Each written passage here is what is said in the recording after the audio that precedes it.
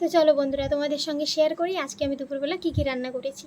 তো আজকে না সব কিছু দুপুরবেলায় রান্না করেছি, কেন কি সকালবেলা আজকে খাওয়া দাওয়া মানে ভাত টাত কেউ খায়নি। যেমন কি আজকে সকালবেলা ম্যাগি খেয়েছি, কেউ কেউ ম্যাগি খেয়েছে, আর চা গুলি এসব খাওয়া হয়েছে সকালবেলা।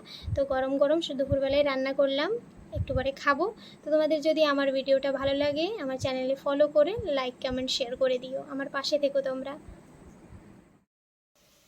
তো দেখো এখানে আছে সাদা ভাত একদম গরম গরম, এই সবে আমি রান্না করলাম। সব আজকে দুপুরবেলায় রান্না করেছি, সকালবেলা সব হালকা ফালকা খেয়েছি। তো এখানে দেখো সয়াবিন দিয়ে টমেটোর আলু থেকে বাঁধাকপি দিয়ে এটা ভাজা করা হয়েছে এখানে।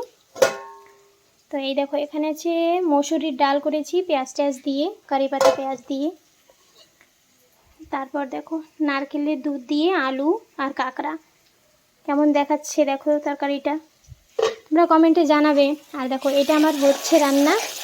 এখানে আছে টমেটো দিয়ে পেঁয়াজ রসুন কারি পাতা এসব শুকনো মরিচ ফোড়নে দিয়ে সর্ষে ফোড়ন দিয়ে করেছি টমেটোর চাটনি, মানে করছি একটু খাট্টা মিঠে। ডালের সঙ্গে দুপুরবেলা খাট্টা মিঠা চাটনি হলে আর কিছু লাগে না।